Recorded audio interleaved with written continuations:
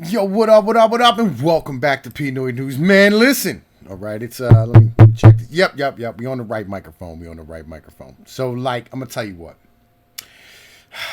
Yo, man, listen. Michael Malice done interviewed my favorite author.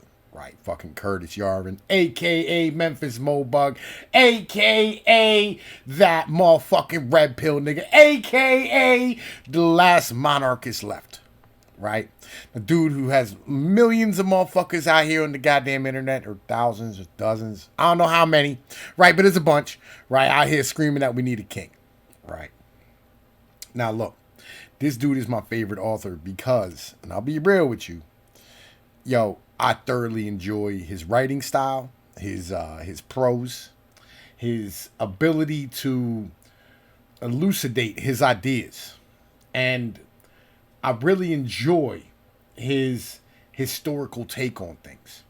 He respects the same authors that I do, right? Which is, a bananas thing in this day and age, in the end of the day, right? Because let me keep this 100 with you, all right? I'm going to keep this all the way 100 with you. Most motherfuckers don't respect Machiavelli, all right? When you say Machiavelli to a individual who's, like educated, they go, oh, Machiavellian, you're an evil person. I'm like, no, I'm a pragmatist. And that's what this dude is. He's a pragmatist, right? And I think pragmatism is a dead art form as far as I'm concerned, right? It's something that individuals really don't understand or know about or do anymore. Like, it's the art of the real. You know what I mean? It is what it is. It's the belief in the ability of the real, right? You know what I'm saying? It's like standing here just being honest. That's what I try to do with y'all. And I know a lot of y'all don't really like, some of the things that I do. But I don't fucking care. I do what the fuck I like to do because I like to do it. All right? We're going to be stopping this on a regular basis because this has only been out like a day. Right? So, like, if you want to go watch the whole thing, I'll leave a link in the description. You need to go over there and show some love to Michael Malice for doing this. Right? Because not many motherfuckers, legitimately, who are intelligent can hang with Curtis Yarvin to bring the best out of him, but Michael Malice is one of those dudes, right? And so I want to see, I'll be honest, I haven't had a chance to watch this yet. I haven't had a chance to listen to this yet. So we're both going to be standing here, or all of us anyway, are going to be standing here, having a chance to react to this for the first time, which I thoroughly enjoy. So I'm going to tell you what, we're going to get rocking and rolling. Let's get to it.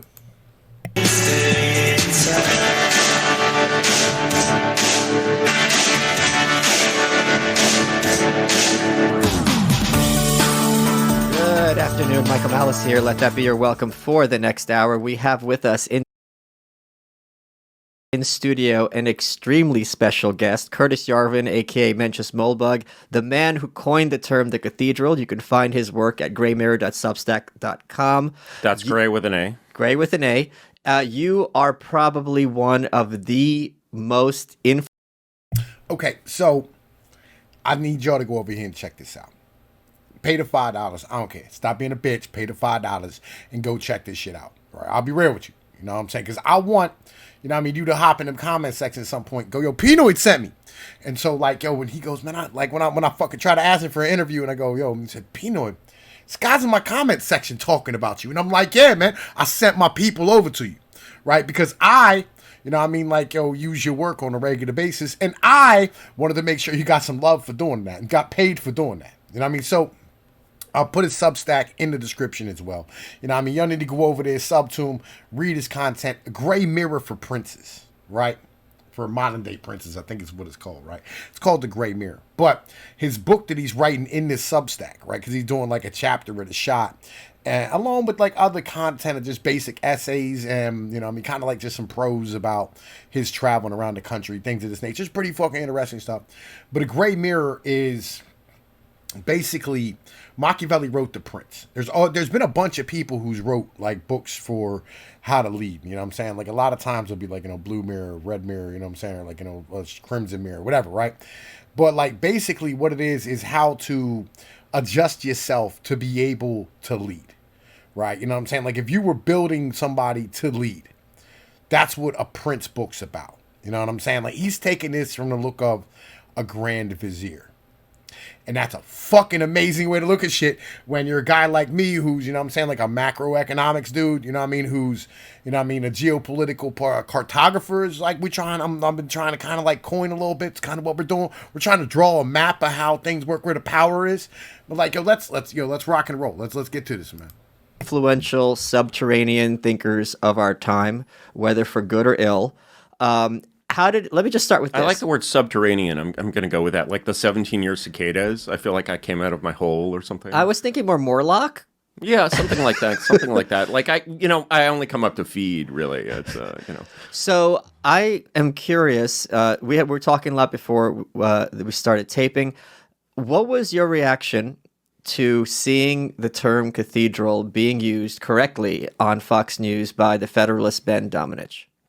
As someone who coins memes, you're basically like, I kind of view that one as, it's almost like, for some reason, I don't want to see it used too much. Because you're a hipster. You're a hipster. That's I'm a hipster. Why. I'm just you were against the cathedral before it was cool. Yeah, let me put this way, right? Like I understand his shit, right? Because like he invented the red pill, right? He's the one who actually came up with. I mean, like, he stole it off the Wachowskis from The Matrix, right? But he was the first one on the internet to use the red pill in a manner in which we understand it on the right. You know what I mean? As far as right-wing stuff concerned, you know, like, you know, as far as MGTOW, as far as, you know what I mean, like a Nazi shit, whatever it is that, like, you know it on the internet. When you hear the red pill ideology, it's a pill that's, you know what I mean, difficult to swallow. You know what I mean? It's some shit that's going to break you out of the mold of what you're thinking about, right? And he was the one who took it, you know what I mean, and actually, like, put it out there. And it's been bastardized. But the idea of the cathedral, right, and I think this is important. Like, legitimately, I think this is really, really important when it comes down to it. His idea of the cathedral is really simple, right? Basically, it's the universities, all right? They put out people, all right, who have a certain ideology. And then that they stand here and go into government, they go into media, right? And so the media is parroting what the universities was talking about like 5 or 6 years ago, whatever, right? They still have ties to the university because they went to that university. And then they meet other people in universities and they have kids, and then their kids go to the university, right? And those kids come home and parrot more shit, right? And then like all these individuals, these kids go to universities and they go to, you know what I'm saying, like go there and they come out and they end up going to, you know what I mean, like, you know, board positions or advertising positions or media positions elsewhere, government positions. And then like, all of a sudden you have all the businesses, all the media, all the goddamn fucking government, you know what I mean, parroting the same fucking lines that like 50% of us have no idea about because of the fact that we didn't go to college and weren't indoctrinated in the way that they were. That's what that shit's about. That's what the cathedral's about. The cathedral is, you know what I'm saying, the universities plus the media, right? It's a brain outside of, it's the United States Ministry of Truth, right? It's the universities and the media, right? Who walk in lockstep with the government because they all went to the same goddamn colleges, Harvard, Yale, Georgetown, things of this nature. It's the cathedral. Right? That's what it is. It's the Ministry of Truth for the United States that actually is the brain of how the oligarchy works inside of the country.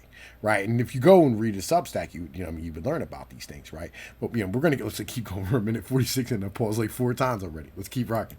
Yeah, well, I'm also, you know, I don't know if you know this, but I'm also the one who stole, I believe, the red pill from the Wachowskis. Yeah. And that one's, of course, I sort of don't want the other one. I don't want the cathedral to suffer the same fate as the red pill, because what happened is, you know, I stole this. You know, it's hard to conceive of how obvious it was in like 2007 when I did this, that the red pill was a left-wing metaphor, and it was all about, you know, the horrible Matrix sequels where it's like the ravers, you know, revolting against the empire, right, or whatever. It was really cringe, right? And I was actually sitting in a cafe at Haight and Masonic, a block from Haight and Ashbury, wow, in San Francisco, and the walls in this cafe are covered with 60s hippie propaganda. It's really disturbing, actually. It's like frozen in amber. And, you know, I realized that could steal this thing. And so I stole it. And what immediately happened... Reappropriated it. I reappropriated it. I'm sorry, Wachowski's. Yeah, or you colonized it. I colonized it, right? I colonized it, right? I colonized the red pill. And the problem was that, I filled my red pill with like all kinds of nutritious goodness, right? These are expensive custom ingredients, Sure. but people realized that they could basically take just, the packaging, open it up, take out the ingredients, and just put in like just heavy street shit. Right. So what immediately happened shortly thereafter is I'm using this meme that's just too good for me. This meme is out of my league. And this meme then gets stolen by two groups simultaneously. There was a revolt. The PUAs and the Nazis. So you had it before the PUAs. I had it before the PUAs. Because online historians will make it out that the PUAs had it first. Yeah. Their timing is wrong. Okay. I certainly had never seen that. Maybe it was independent. If the Sure. PUAs were using it before April 2007, I give them all the priority. I don't think that Nazis would steal it from PUAs, and I don't think PUAs would steal it from Nazis. So that's what makes my explanation preferable. But I could be wrong. Perhaps I don't have the priority. But in any case, basically, you come up with these, with a meme like this, and it's sort of the concepts behind it are sort of somewhat difficult and hard to understand. And what is this thing that is not a thing? And then you're just like, people are going to take your meme and just rape it. Like, yeah, and so, yeah, I'm like, Fox News is beautiful. I love you, Fox News. But like, that's what happens. Let me ask you this. Well, let me keep this a buck with you, right? Nobody has a name. All right. KRS-One. He said some shit one time. He said, and I put this in a couple of my other videos for my long-term fucking watchers or whatever, right? Go back and watch my old content. It's just as, my old shit is good as my new shit, right? Like, legit though, like my older shit is just as good as my new shit. If some of it's better, to be honest with you. You know what I mean? Because like the quality don't get any better. You know what I mean? Like, some of my old shit had better quality too, because I'll be real, like I put in more work, and now that I'm like, I'm not ever going to get paid from this, you know what I'm saying? Like YouTube is never going to monetize me. Let me keep this 100% with you. I'm not going to put in that work. But, KRS-One said some shit one time. He said, look, if you don't have a name for something, you don't see it. That's an important thing to understand. Right, and that's why, like I tell everybody, like y'all got to go read Unqualified Reservations, which was Yarvin's like original work back in like 2000, and like 7, 8, something like that, and understand that we don't have names for things, right? Like he said, like it's really simple. He said, "What do you call a religion with no gods?"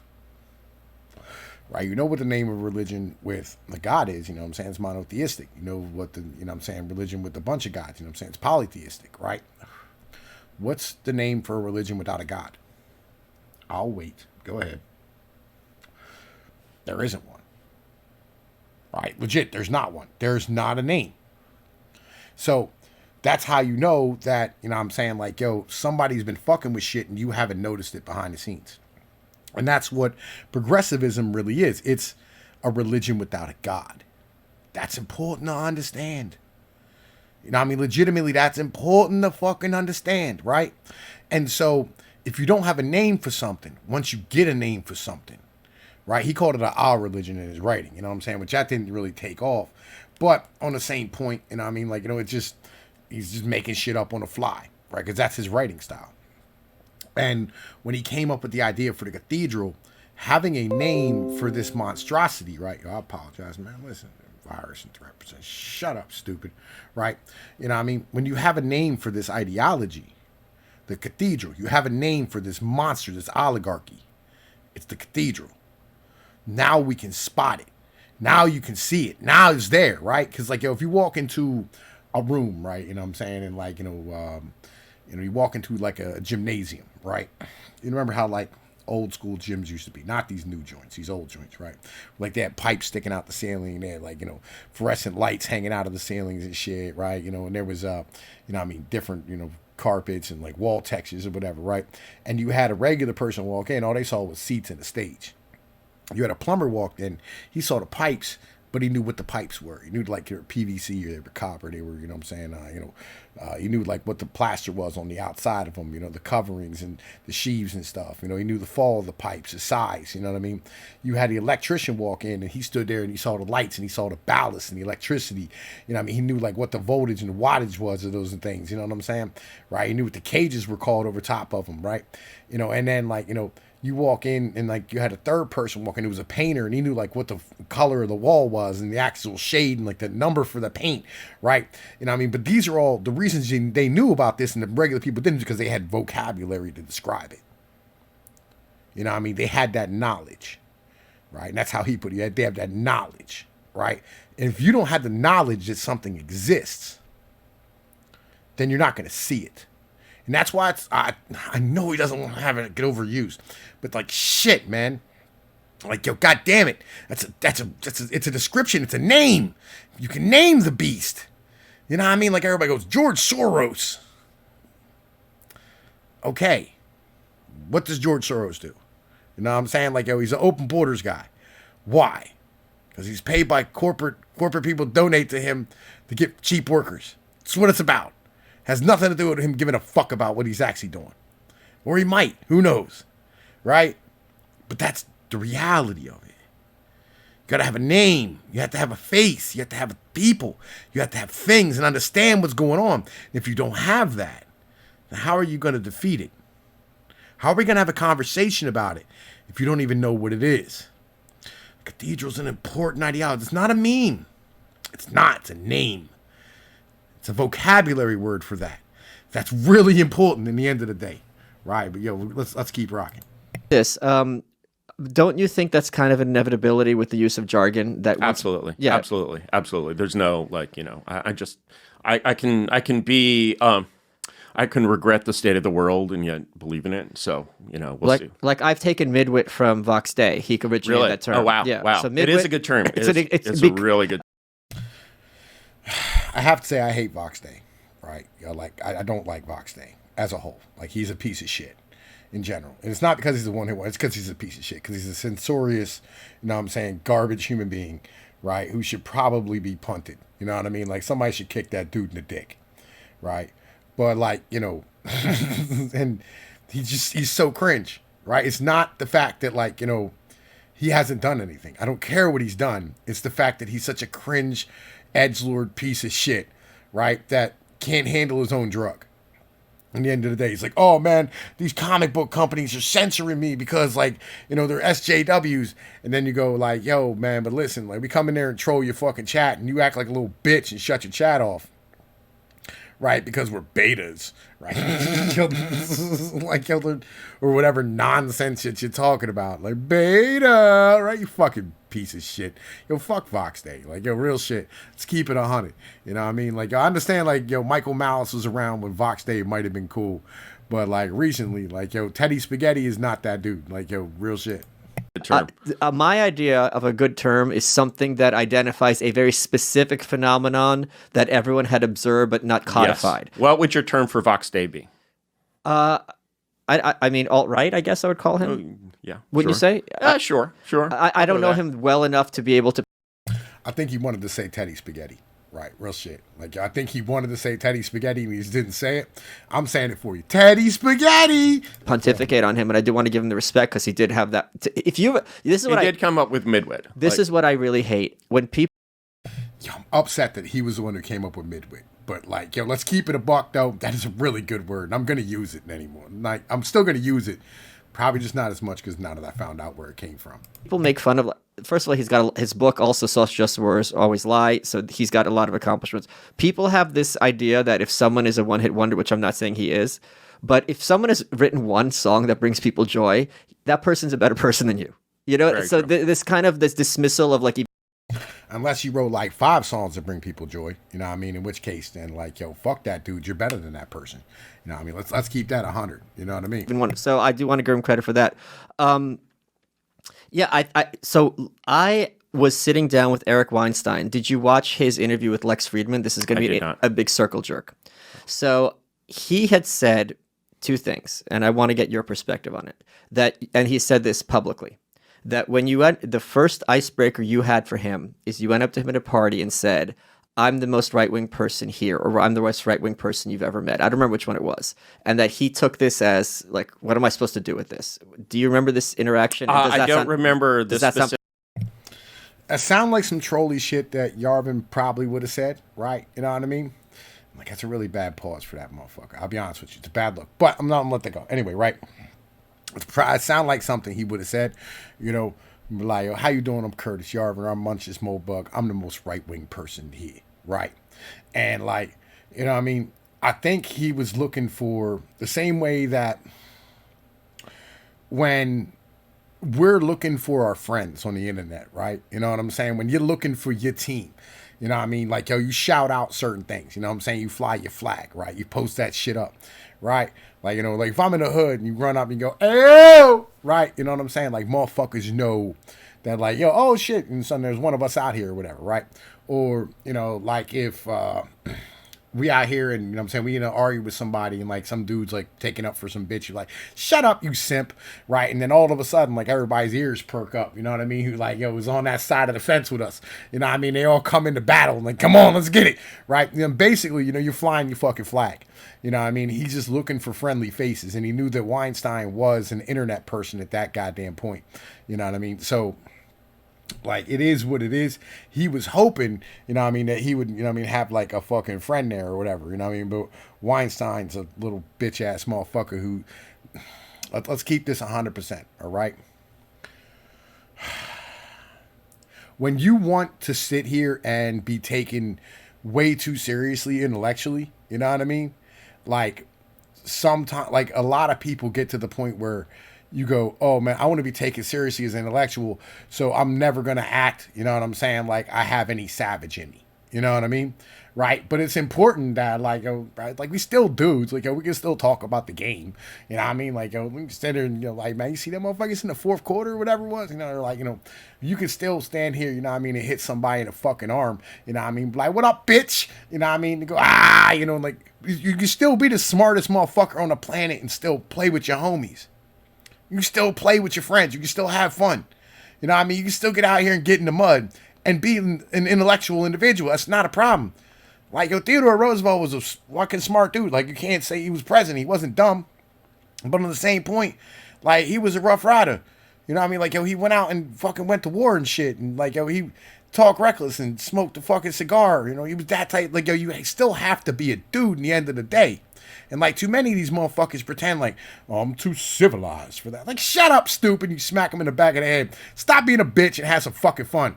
You know what I mean? I think that's kind of where, like, Eric Weinstein kind of rubs me the wrong way, because I just want to slap him in the head. Like, yo, have some fucking fun and enjoy yourself, and stop pretending like you're not a goddamn fucking person. For fuck's sake.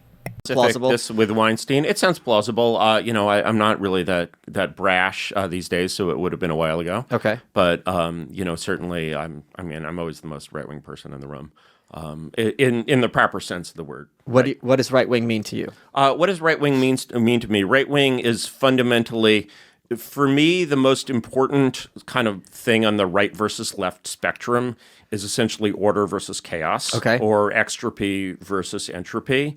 I'm right wing because I want things to make sense and not be fucked up. Okay.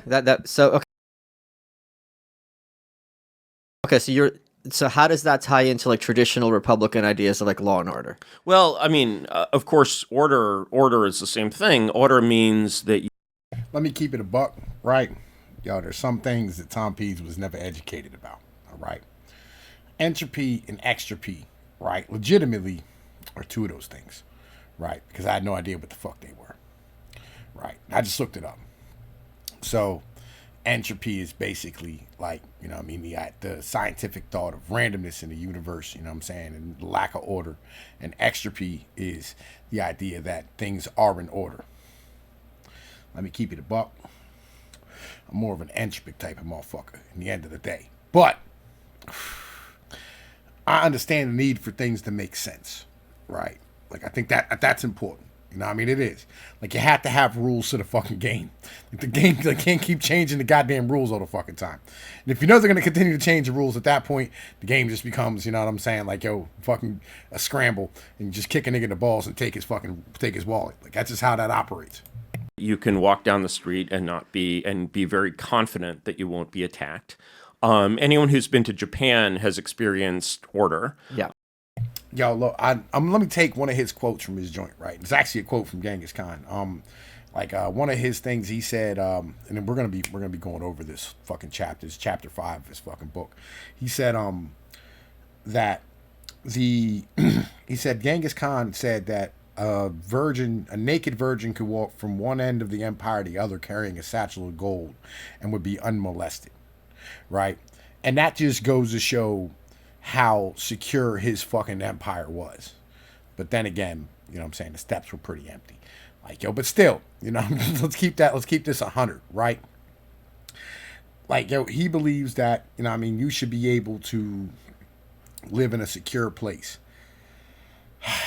I think that there should be bears in the suburban neighborhood to catch the dumb kids, right? Just because I think there needs to be, and he believes in artificial difficulty too, but I believe there needs to be artificial difficulty on a survival level, right? Like, I think that makes the world a better place and brings about better people as a whole.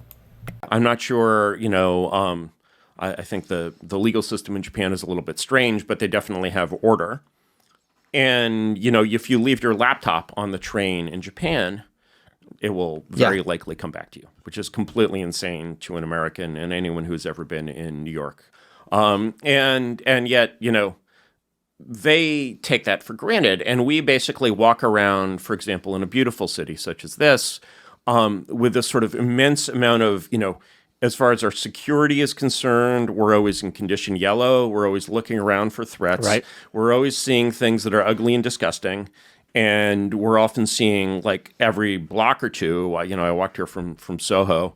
Every block or two, you see some scene of just incredible human degradation. Yes. And we basically take that, and then we worry that, the climate is getting warmer by 1 degree every 50 years. Right. And there's a sort of disconnection from these realities that we feel relatively easily, and we've blocked how, you know, there's something in, I think it's a Chinese term called Paris syndrome. Have you heard of this? No, I've not. I don't speak Chinese. I don't speak Chinese either, but there's a Wikipedia page for it, so it must be true.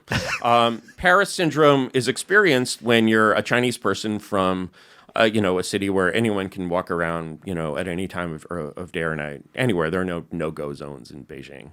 There were no-go zones in New York in 1940. That's not true. Whoa. I was in Beijing on my way to North Korea, really? And I tried to go to Mao's tomb, and it was very much a no-go zone. Yeah, but for not quite the same reasons. Sure. I understand. Sure. Yes. You know, but it's not exactly a liberal democracy in Beijing. It is not exactly a liberal. Well, like, let me put this like this. Like, we all talk about setting up no-go zones, right? Where, like, you know, we go, man, listen, like, we don't really want... How do I put this? We don't really want to have to stand here and live by the rules and bullshit that none of us have approved of, right? You know, and that's something else, man. I don't know. In America, there's kind of always been no-go zones as far as stuff's really concerned, right? Like, there's always been places where motherfuckers just don't go, right? And it wasn't always like black areas or no immigrant areas. Like, some of it was, but a lot of it wasn't. Like, for instance, you know, when they stood there and they tried to, you know what I mean, like, enforce the moonshining thing, they lost thousands, of, you know what I mean, like, revenuers to, you know what I mean, being buried in a goddamn hole in the mountains, right, by Americans, right? This is a normal thing where, like, you know, like, hey, look, you don't come here unless you come deep, right? And it's still like that in the hood today, and it's still like that in a lot of places in the woods today where, like, yo, you don't fucking come here. You know what I mean? There's white areas in fucking Boston that you don't fucking go, you know what I mean, without a fucking squad. Like, you don't go in there unless you're coming in 50 deep, right? Because the people will swamp you. That's just how shit operates. You know, and I don't know if that's positive or negative. I think it goes to show a divide in how individuals want to live versus how some individuals actually live, right? and the reality of where our society is as a whole. You know what I mean? Like, I'm not, because I'm pro this shit, right? Because I don't believe that America should even be a fucking country as a whole, right? I've said this a bunch of times. Like, I'm like, why is America even a goddamn country, right? Like, this is a fucking continent. It should be a bunch of different fucking countries, bunch of different nations, because we're a bunch of different fucking cultures, right? There's no reason, like, these geographic borders that we live in today, and I think this needs to happen, like, soon. You know what I mean? Not just here, but everywhere across the world. Like, the fucking borders need to be goddamn redrawn everywhere, right? To something that is more conducive to life as a whole and society as a whole. You know, just in general. And I mean, there needs to be a reshuffling of borders, because there's border disputes everywhere, like all over Europe, all over Asia, all over fucking Africa, all over fucking America, right? Like, just all over everywhere. There are fucking just people that do not belong. They're not part of the culture or civilization that exists there, right? In general. And this needs to, like, be fucking changed. Democracy, but they'll tell you. They won't just, like, maybe here they'll tell you, but they'll tell you in a different way. But so we sort of, we've blocked a lot of things that, really should be very obviously notable about the lack of order in our society today. Yeah. That is, like, and sort of what you're seeing on a walk from Soho to, what would you call this? Is this Alphabet City? Alphabet City. And a walk from Soho to Alphabet City is, you're basically blocking, you're seeing horrible physical things. You basically see at least 5 people that could possibly be a physical threat to you. You're seeing some very ugly buildings. And you're just, like, sort of surrounded by all of these are kinds of, anything ugly in any sense, whether it's human or physical, is a kind of violation of order. Yeah, that's fair. And so, as a right winger, I'm basically, like, I'm sensing, I sort of try to sense the order that I think should be here. And that order is much more different from what we see today than it is to most people, and that's why I'm much more right wing than other people. I have an anecdote that I tell that kind of explains this point, or this kind of anomalous tolerance of all of these things, including physical danger to yourself, which actually comes from my dad, who was a diplomat, and he was posted in Nigeria at the time. And my dad, by the way, is although he's simply Jewish, he looks like somewhere between Muammar Gaddafi and Ralph Nader. And once in Nigeria, I could see the Nader resemblance in you. Like, I could see it. You'll see it more you'll see it more in my dad. Yeah. And once in Nigeria, he was mistaken for a Nigerian by a Nigerian. And they have Arabs up in the north, okay. So it's kind of it's almost understandable. But I believe this story to be true. And this other one I'm about to tell is true. So of course, when you're a diplomat in these in a third world country, your principal job, or one of your main jobs, is hanging out with rich scumbags. Yeah, which is immensely entertaining and fun. If you've ever hung out with rich most scumbags. certainly. Yeah. Hey guys, today we're welcoming back IPVanish VPN to the show. IPVanish has been a longtime sponsor of ours. It's great to have them back. So let me tell you about IPVanish. If you care about the security of your online activity, the easiest way to protect yourself is with IPVanish VPN. It's rated 4.5 out of 5 stars in Trustpilot. IPVanish provides an encrypted connection for all of your internet traffic, which helps. Yeah, I'm letting it run because, like, I am stealing this. You know what I'm saying? Like, I'm not paying them to use this. So, at least I can do is let them chill. You know what I mean? Like, y'all want to go check out IPVanish, go check out IPVanish. It's up to y'all. You know what I mean? Like, I don't know nothing about the company. They ain't sponsoring me. You know what I mean? But, like, we're going to, we'll let it run. You know what I mean? It is what it is. I'm sorry. Helps to prevent websites, Wi-Fi providers, and even hackers from intercepting your data. You can help keep your financial details, personal information, and online activity safe from threats with IPVanish. Now, they've got a limited time offer. You can save 50%, that's half, monthly subscriptions and annual subscriptions by going to ipvanish.com/welcome.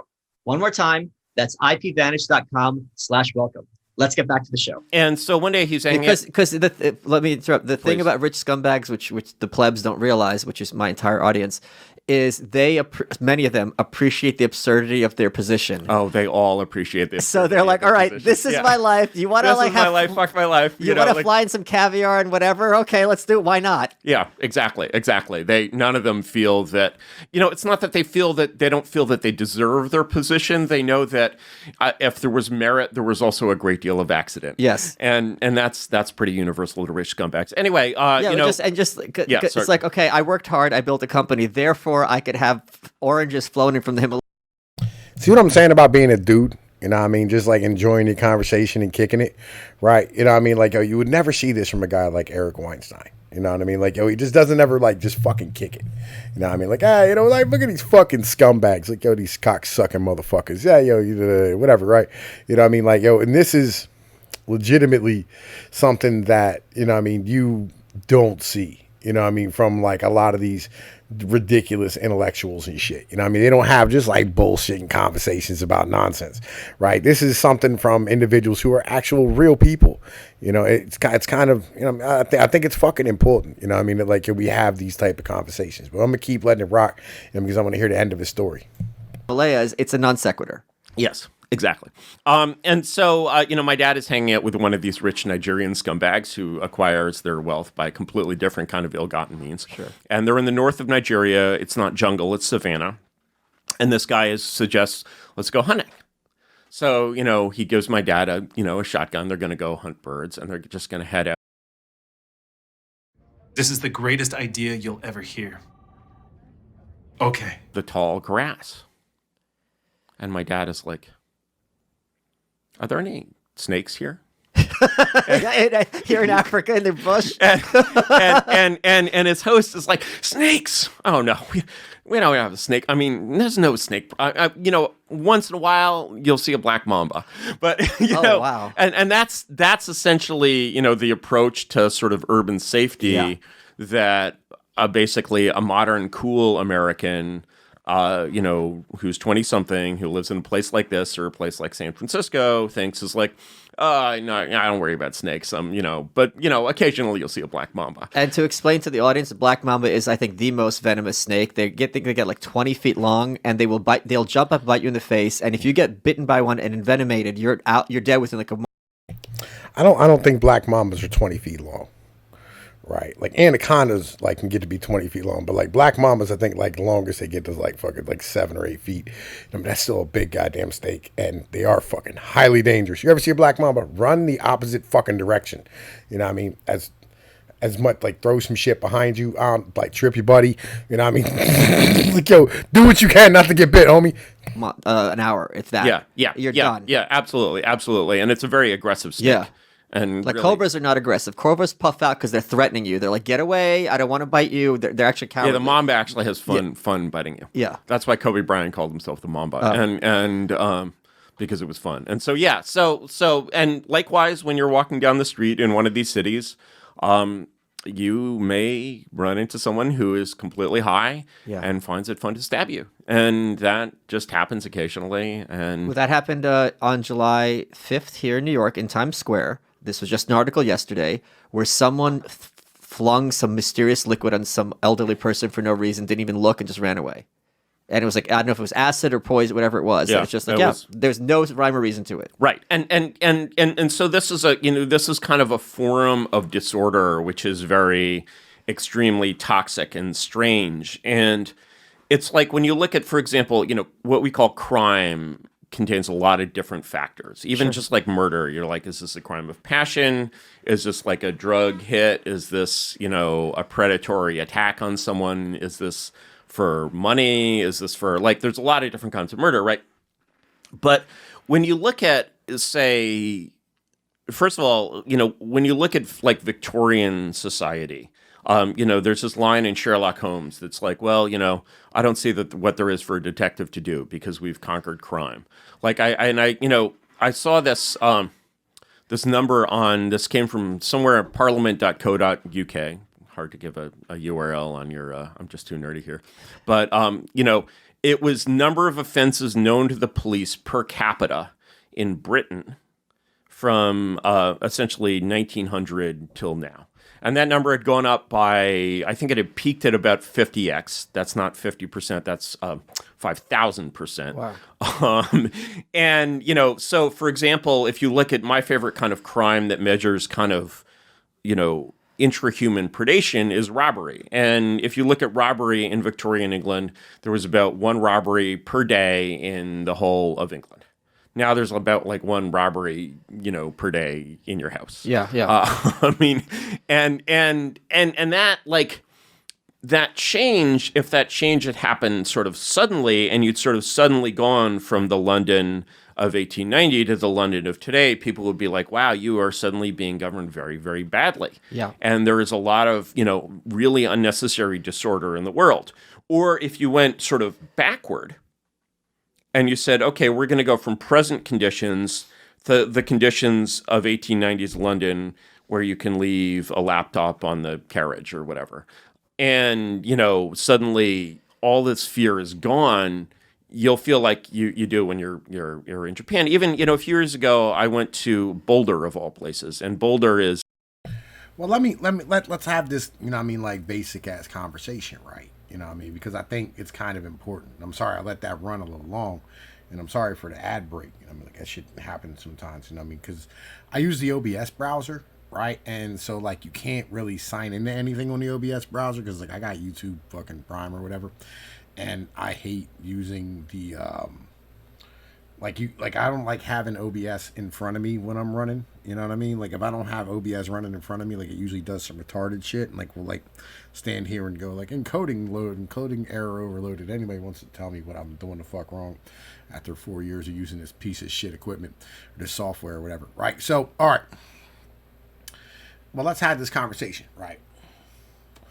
And because when we break down things like inflation, right? You know what I'm saying? Like you can write off like, the different types of inflation to different, causes, right? Like you have push through inflation, you have inflation, due to like currency devaluation, you have demand side inflation, right? And so each of these, like you can stand here and you can break them down and go, well, like, all right, well, why is this price increase, right? Well, it's inflation. Like, well, what type of inflation? Is it because like $1 is less valuable, or is it because, like there's more demand? Is it because people have more money? Is it because like, like jobs are paying more? Is it because like there's a shortage of this item, right? Like there's all types of reasons for it, right? And so I think you can do that with that crime statistic as well, right? When you have, we go, oh, we have one robbery per day in all of England. Okay, well, let's think about this, right? So when you had, people didn't really travel from town to town all like that, right? Like you might not meet a new person for like months and months at a shot, right? Or like a year or two, whatever the case was, right? If you know everybody inside of that fucking town, right? And this is, again, like chapter 5 of his book goes into this type of shit. Like it's a really important chapter. We're gonna break it down, right? But when you have this type of shit where you have, how do I put this, man? Where you have like individuals who live inside of a town, they know everybody and everybody knows everybody. Like if you have a robbery, it's a pretty good chance if you, see that individual and they can't just drive away or, like they ain't got a gun to hold you up or kill you, like you're gonna have to get down and dirty with, the wet work. It's gonna change how crimes are committed as a whole and the amount of crimes that are committed, right? So that's a different thing when you're talking about, the ability to, commit crime, right? Versus today where you don't know the majority of the people who live around you, right? And that's, not so much a problem of, like crime itself. That's a problem of community, right? That's a problem of, society as a whole, right? That's like that's societal degradation altogether, right? Because like you don't know your community. And then on top of that, like you got to look at shit, populations increased from like, 3 billion people in the 1800s to, 7 billion. So, you have a fucking doubling and some change, or 8 billion. I don't even know where we are. I think we're at 8 billion, somewhere right around there, right? That's like, You know what I mean? That's a twofold, almost threefold increase in individuals packed into this bitch. That's a lot of people. You know what I mean? Like, yo, when you triple the amount of individuals around, like, it's a problem. So, and you go, well, like, you know, the problem ain't as bad in places like Japan. You know what I mean? Like, yeah, I don't know why. Like, probably because, like, they're homogenous. You know what I mean? Like, yo, and you don't have a whole lot of outsiders over there. And, you know what I mean? So, like, you know, their entire society and culture is based off of, you know, societal order as a whole, right? They're extremely orderly people. We're very disorganized. You know, that's kind of how things work. So we have a different way of like getting from A to B. You know what I mean? Like when I was a kid, there was this book. It was called The Sideways School, right? And there was this kid who like, you know what I mean? He did his math and he count, right? You know what I mean? Like fucking how many, whatever it was, balls or potatoes or I don't know, fuck whatever, right? And he go like, you know, there'd be 8 there and he'd be like 2, 7, 14, 3, 6, 9, 8, right? Like, it's 8 potatoes, right? And he always had the number right. Right, but the motherfucker couldn't count. You know what I'm saying? Like, yo, right? But like, it's different ways to get into the same goddamn solution. You know what I mean? Like, yo, we us in Japan compete for, you know what I'm saying, the most high tech shit. Like, it just tends to be how it works. You know what I mean? Like when you see, like, you know what I mean, equipment now. You know what I mean? Like it's like you know, high end electronic equipment. Like it literally says on it, it goes, you know, like, designed in America and Denmark or some shit, you know what I mean, and built in, you know, fucking Taiwan, right? You know, it's like it just is what it is. You know what I mean? Like fucking like, yo, we came to the same point technologically speaking, but societal wise we are much more disorganized. You know what I mean? And just I don't really know. You know what I mean? You know, it's a university town. And I'm walking around like between like this conference and my Airbnb, and I'm walking through this large open park and there's no lights in the park. And I realized, why does this park have no lights? And it's because they never had a problem. Basically, there's no, you know, Boulder is one of these kind of all nobility towns. You know, there's some middle Americans, it's mostly blue staters, and there's no underclass. And I don't know what maybe they have more homeless people now. Maybe they just like bust them to the river and dump them in. I don't know, but I didn't see that there either. Yeah.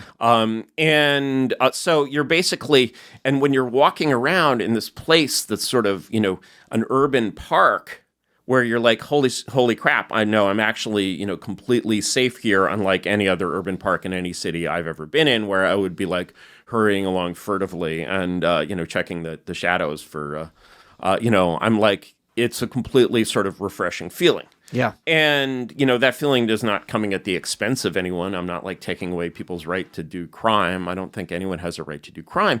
And so, you know, you look at this kind of very basic thing, or you look at just, you know, the number of population migrations. I'm choosing my words very carefully here. The number of population migrations in the United States in the lives of those now living, which have happened because people moved because they were afraid for their physical safety. Yeah, yeah. That's quite non-trivial. And, for sure. And so, you know, you're basically looking at these, and also for their kids and many other factors. And their kids and other factors, yes. And you know, and so you look at sort of factors like this, and then you compare them to like the like issues that people talk about, and you're just like, actually, you know, the things that are historically important are just like completely ignored, or not even questions. Like the whole narrative has this kind of fakeness when observed from this perspective. And, you know, you look at this fakeness and you're like, one of the things this reminds me of, just in the sort of the question of order, is one of the, you know, sort of many fucked up things about how much of the kind of classical heritage we lost is that far too much of the material we have from the Romans that's in Latin is from late antiquity, because they were fucking Christians and they like copied all this shit. And we have enough of this material basically to realize, if you'll excuse my French, what fags these people were. And so there was this entire grammarian class, which was basically an intellectual class. Grammarian is Latin for fag, actually. And, you know, these people were expensively educated. They were bureaucrats. They studied Virgil. They considered themselves, you know, the equal of Virgil. And they just wrote each other these long letters full of just flowery garbage. And it's like you have, you know, this entire huge volume of like letters of like Sidonius or Prudentius or something like that. and just full of letters to like back scratching some other aristo, or like doing it's like the Clinton administration or something out there, right? And they're all like, when you read those emails, they're all always scratching each other's backs, but the emails are like 10,000 times longer and full of flowery Latin shit. Yeah. And then every once in a while, he'll like drop some hint about what's actually going on, and he'll be like, "Oh, biggest dickus, I'm sorry I could not visit you this year because the roads were not safe." And you want to be like, why were the roads not safe? Who was on the roads? What was happening? Like, and these people are writing at the time of the fall of the Roman Empire, and they don't actually mention the fall of the Roman Empire. Who will save the roads? All right, so that's why I'm more a right wing than Eric Weinstein.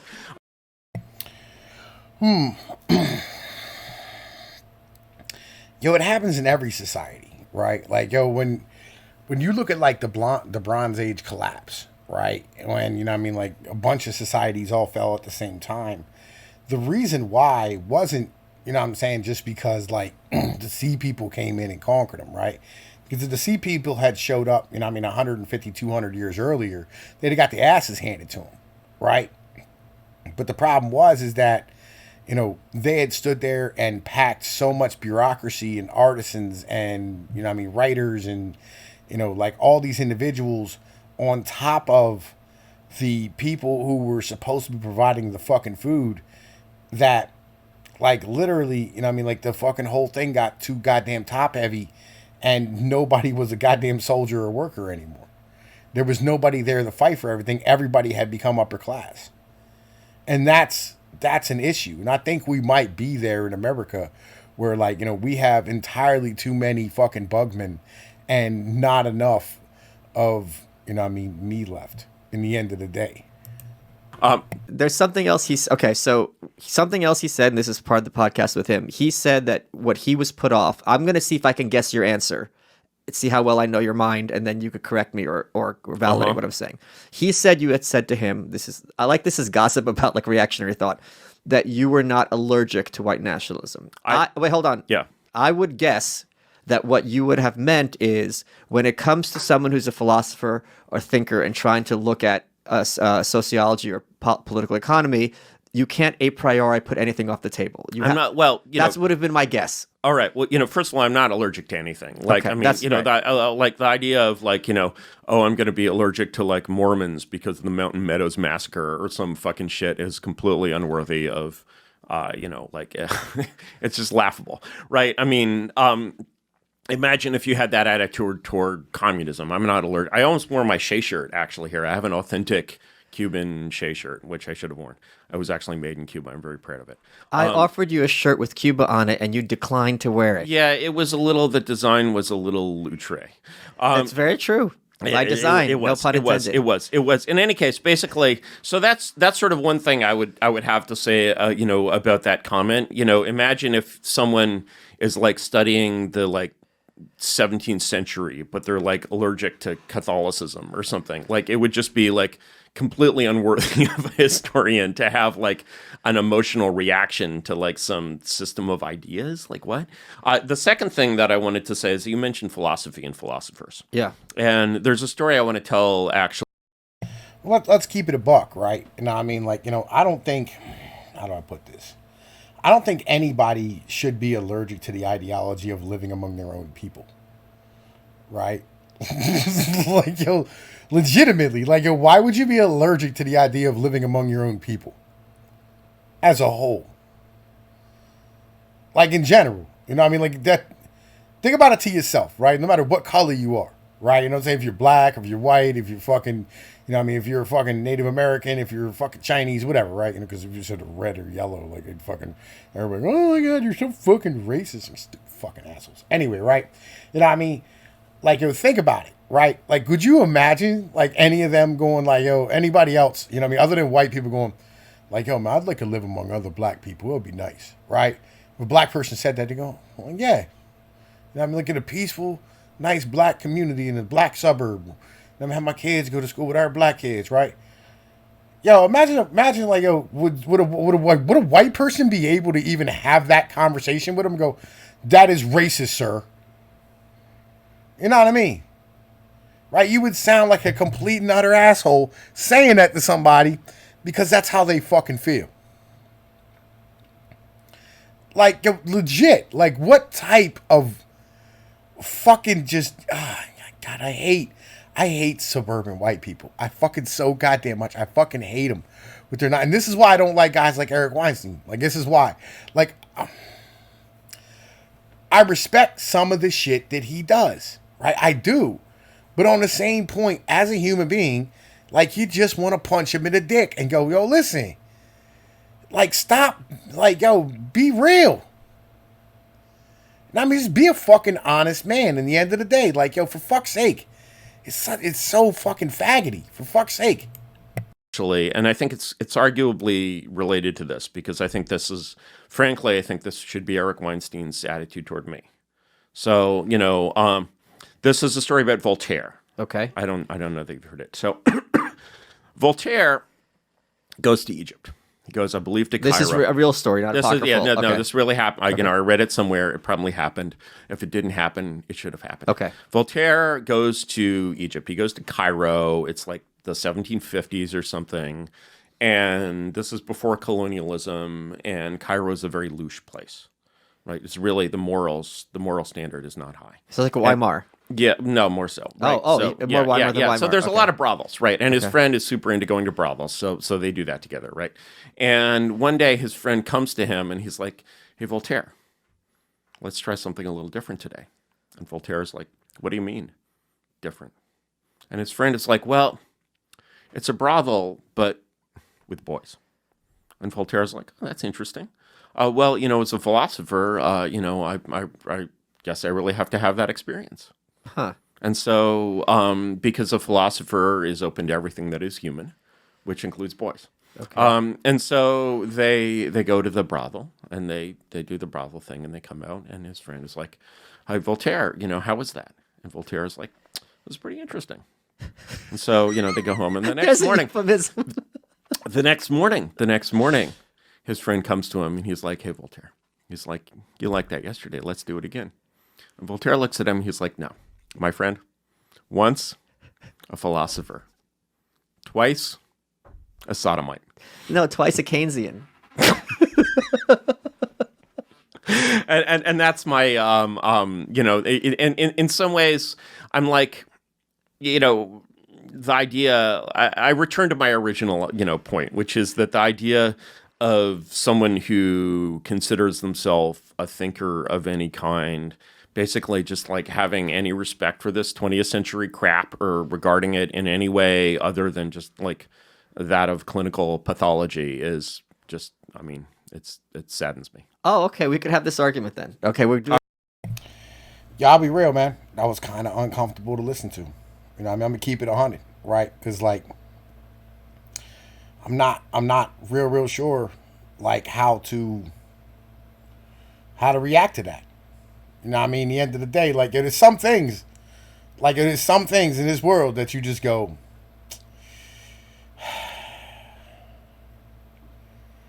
yo, I really hate pedophiles.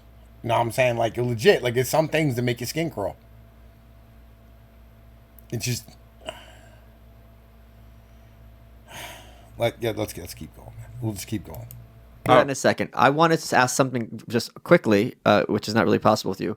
You were talking about earlier cities and ugliness. Are you familiar with, and what is your view of Jane Jacobs? Because in her book,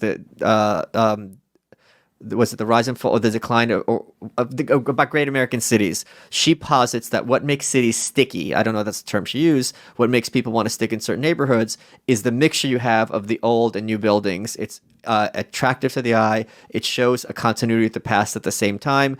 When people are sent to be in their neighborhoods, they're looking out for each other, looking out for crime. They tend to be familiar with their neighbors, and that gives that kind of civic society that we all want, which is much better than the state in terms of enforcing norms and some semblance of decency. Do you think she's mistaken? Are you familiar with her work? I haven't read Jane Jacobs. I've certainly read plenty sort of summaries of this kind of, you know, and of course, like, you know, she's essentially stating the only reason that, you know, such a thing needs to be stated is that you're living in the age of Corbu, right? You know, so you're basically living in the age of these, like, masters of concrete who want to produce these basically French housing projects, Yeah. and like literally, that No, film, a few blocks away, there's one. yeah, It's exactly right, the vision. right, Yeah. right. And Stuytown. yeah, Stuytown, right? Well, Stuytown looks a lot better than a lot of French housing Sure, projects, but you're basically like, or where I used to live in San Francisco, there was a very beautiful old brick hospital called German Hospital, and they tore that down and replaced it with what is now California Pacific Medical Center, which basically looks like a Czech secret police headquarters. Yeah. And you're like, I don't know how many people have like died in the Czech secret police headquarters, but it must be more than a few. Yeah. And so Jane Jacobs basically is out there, and she's still, she's not someone like Jane Jacobs. I don't know her. I haven't read her work directly, but she's really an illustration of one of these kind of conquest law principles that everyone is reactionary on the subject that they understand. Right. And so you'll constantly be talking to like. Well, he said conservative, not reactionary. Nice. You just did a little bait and switch there. Did he say conservative? Yes, Well, Robert Conquest. Yes. Yes. Well, he meant reactionary. You must have had an experience, for example, when you were in a party somewhere and talking to some like public school teacher who's basically as lib as they come, and then get on the subject of like classroom management or classroom discipline and discover that she's actually like the second coming of Hermann Goering. Yeah. Right. Yeah. And because that's the subject that she knows. And on all this like bullshit where the media tells her what to think or what to believe, of course she believes whatever she thinks is the good belief as opposed to the bad belief, which she's allergic to. And, and this is like, I mean, yeah, and those beliefs that sort of come out of that kind of praxis, that expertise are, sort of respectable and worthwhile beliefs. And you just have to assume that for everything, there is some perspective like that out there that actually understands the problem. Hey guys, want to talk to you about a sponsor that I'm really glad. That's a really, what I'm saying, interesting fucking point of view, right? Like everybody's reactionary on a subject that they're fucking passionate about or fucking understand, right? I mean?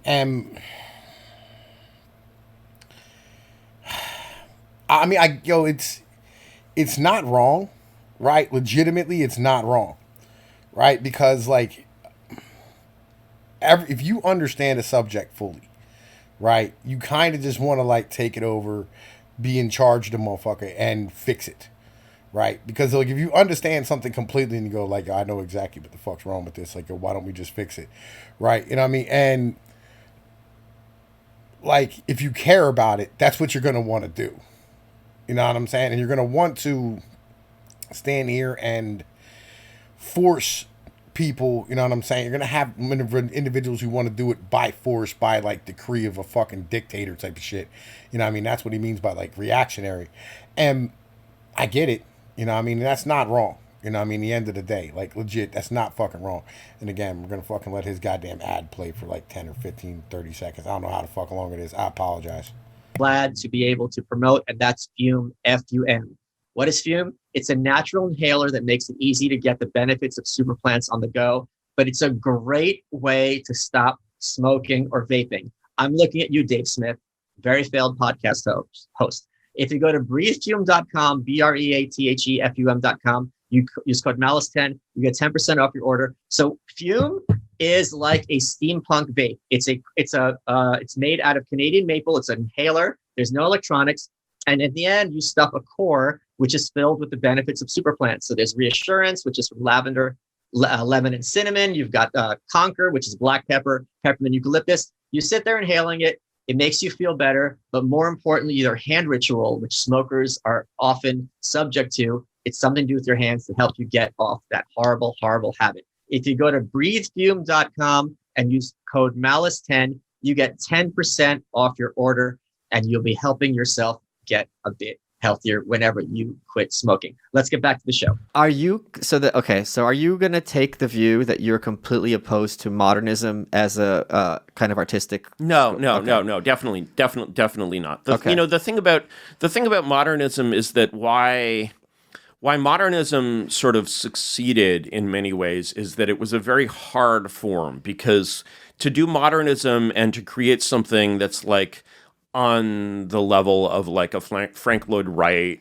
or Louis Kahn, or, like you can basically, you think, I don't know anything that was beautiful that Corbu ever designed. Right. By But design almost. yeah, by design almost. Whereas if you look at, Louis Kahn, like the Salk Center, like, that's actually sort of genuinely beautiful.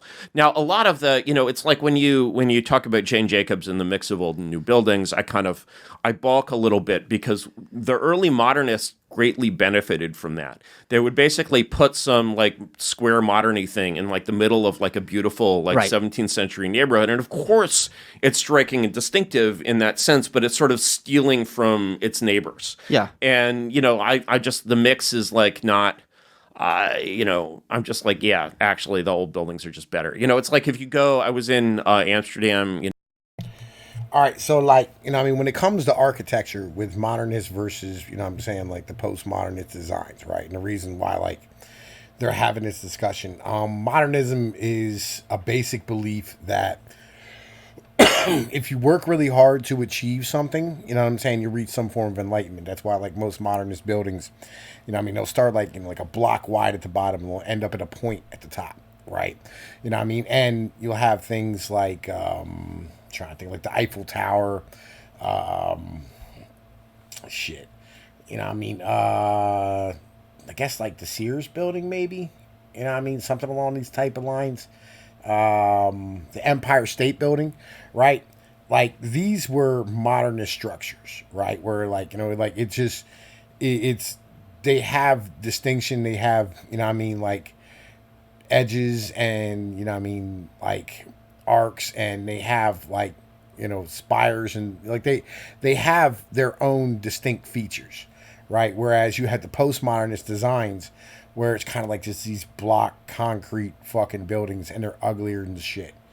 That's the difference between a modernist building and a postmodern. Like you want to go see like a good modernist building? Look at the capital of Pennsylvania, Harrisburg Capitol, right? It's gorgeous, big domed building. It's beautiful. It's a beautiful fucking Capitol Center, right? And then if you look at like the Harrisburg Hospital, or like the courthouse or something like that, where it's like it's like 8 or 10 or 12 floors, and it's just a brick block. It's ugly.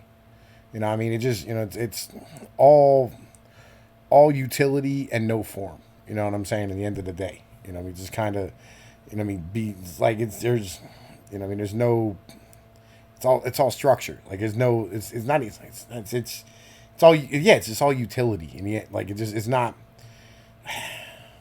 not good looking. But then again, you know what I'm saying? Like, this is postmodernism. You know what I mean? It just tends to be how it operates.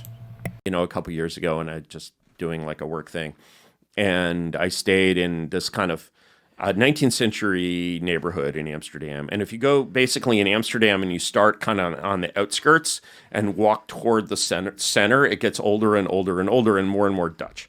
And so the 19th century area as well, this could be, Germany, this could be, it's clearly continental. Yeah. If you go farther out, it's just anonymous globalist, strip mall, not quite strip mall, but trash, I assume. And you go in there and it gets more and more Dutch until you reach like the innermost tourist center, and which is just this cancer. But so the idea of, let's take these neighborhoods that are just like these canal neighborhoods that are just 100% Dutch and throw some like concrete monster in there, like, no, I'm not. I think Jane Jacobs is wrong about that. Would you? Why? We're going to take a complete left turn. Why do you think Stalin won?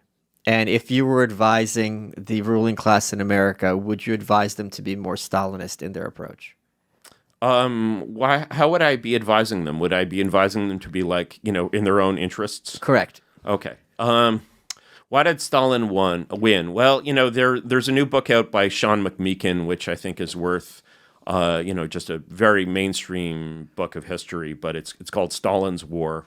And it's basically sort of quite sound, and it's a book on the subject of why Stalin won. It basically sort of blows apart the myth of Hitler's attack on Stalin as sort of an unprovoked attack on a peaceful, the Good all the Uncle Joe. peaceful Uncle Joe, Yeah. which people still, believe. You really should go and see some like American pro-communist propaganda from wartime. Like go and watch Mission to Moscow or something. It will really, Song of Russia is another one. I'm writing about that right now. Gotcha, Yeah. gotcha. Have you seen Hitler Lives? No, Ooh, Hitler Lives. that's from that era. So Hey, babe, can you come in here? is and it's an American film. It's made in 1945. Its director is Don Siegel, who would later direct Dirty Harry. And the script, although it's not credited as such, is by Dr. Seuss. And it is Y'all have watched this. I'll be honest with you, right? Legit. Yo, it's. Dr. Seuss wrote a lot of war propaganda, right? If you don't know, you got to go back and like see like Dr. Seuss's war propaganda. Like, yo, it's pretty racist by today's standards. You know what I mean? And it's very pro-America type of shit. And Hitler Lives is like, the German blood. They're coming for your children. They're gonna kill everybody. The Germans are unmerciful, unsatisfiable beasts. Right? That type of shit. Let's not let them get away with this again. They did it once. They did it twice. And they did it a third time. Right? It's some fucking insane ass shit. Like real talk. You know what I mean? It's cut down from a longer film by Frank Capra called Your Job in Germany, which is also worth seeing. And, of course, these are great American directors. And one of the nice things about this film is that it basically explains the reason you, the American soldier, just fought World War II. So the reason that you just fought World War II is that World War II was a race war against the eternal German and his eternal desire to conquer the world. And, in order to defend ourselves from the German conquest of the world. From the Hun. We had to fight this race war against the eternal German who must be kept down. Furthermore, we have these other demagogues at home who basically act like Hitler and like make speeches and stuff, and they need to be shut down. And instead, the world needs to be ruled by a council of, wise men, including kindly Uncle Joe. And and all this is told in like you sort of recognize Dr. Seuss's voice in this script. It has this insidious tone to it. And What rhymes with Zyklon? it's just this nasty like you're. I guess every Jew I see from Zyklon A to Zyklon B. What is with this guy? Did I get it right? Did you get what right? This is the poem from the movie. Got it. I understand the joke now. Yeah. No, you should definitely. I mean, if you see Dr. Seuss's wartime cartoons too, you've seen some of those. No. They're like, oh man, Dr. Seuss is a wartime propagandist. Well, he would do these, of course, the bucktooth Jap was Oh a huge my specialty. So like basically the Lorax, but he's a bucktooth Jap. Oh my God. Yeah, no, really, really sinister, strange, der Sturm. Yeah. Like, these. Like, man, how's Michael Malice not gonna know about like what's going on the internet? Like, this nigga needs to turn his motherfucking Twitter notifications the fuck back on because, like, legit, like, that shit was being spread like crazy. What was it, like 6-8 months ago when they were banning Dr. Seuss, right? And they banned that book, and like, fucking everybody was passing this shit to fuck around. Man, listen, like, like these dudes legit just disconnected. The fuck is going on with these motherfuckers, man? I guess he's been working on these books and shit or whatever, and focusing on his own nonsense, right? Yarvin's on the internet. He's out here with us, like legit. I'm 99.999% sure he watches Revenge of the Sith, like real shit. You know what I mean? But like fucking yeah. Anyway, man, like yeah, fucking like, and Michael Malice is like he's super about like that Jewish shit, you know what I mean? Like he was actually like I saw him on a podcast here recently with fucking that Louis Friedman kid, and he was literally like in tears crying about what happened to the Jews and I mean fucking like I guess Ukraine or Russia, like his fucking grandparents or whatever. I don't know like why the fuck he was goddamn crying about like the Nazis coming over, and like once you have it explained to you about like why Germany is the way it is and like why it kept doing what it was doing, The truth is that Germany's in a precarious situation, right? Where they have Russia, right, with a flat country called Poland to, you know what I'm saying, the east of it. And then they have France and Great Britain to the west of them, right? And then Italy to the south. And so when Germany is really weak, you know what I'm saying, like fucking France dictates the fucking terms and Great Britain dictated the terms, you know what I mean, and Russia dictated the terms, right? And then when Germany becomes strong, the three of them usually band together and fucking knock them the fuck down, right?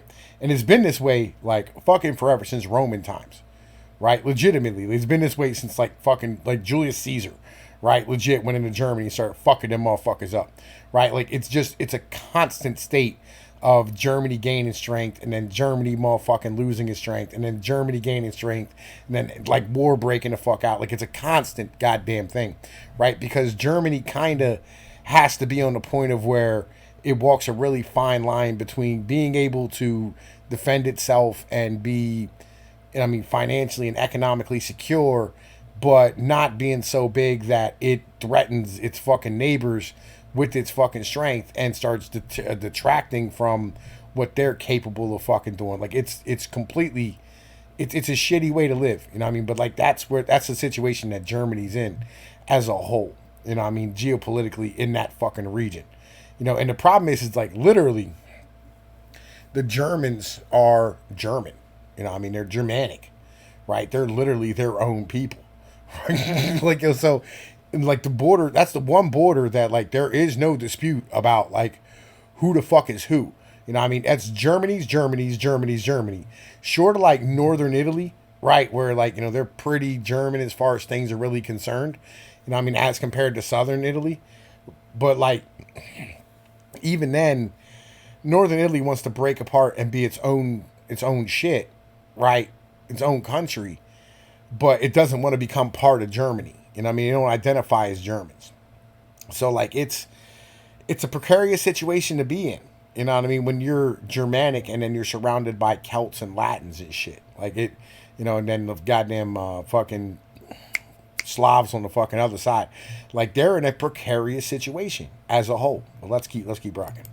Stormer tier stuff, right? And you watch Hitler Lives, and Have you read The Poisonous Mushroom? No, what is The Poisonous That's Mushroom? a book by the Der Stürmer people. What the Nazis were like, this is too extreme. I have it. No, I have it too. It's for kids, but it's a kid's book. I have this book as well, and guess where I got it? I got this as basically a war booty from my grandfather. Well, it's been translated to English, and it's like, hey kids, here's how you can spot a Jew.